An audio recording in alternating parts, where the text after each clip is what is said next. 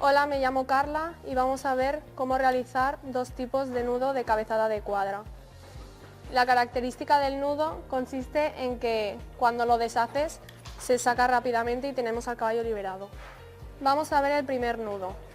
Consiste en pasar un bucle por detrás de la anilla y lo que nos queda de ramal lo pasamos por dentro y así las veces que sea necesario.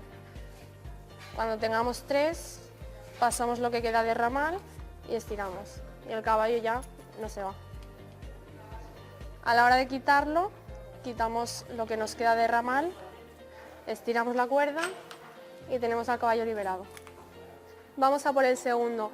La característica de este es que cuando deshacemos el nudo, el ramal sigue pasado por la anilla, de manera que tenemos un poco más de control del caballo.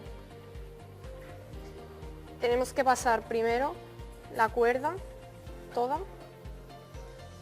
y una vez aquí lo pasamos por detrás de manera que hacemos un bucle y así como antes hacemos otro bucle y pasamos lo que queda del ramal.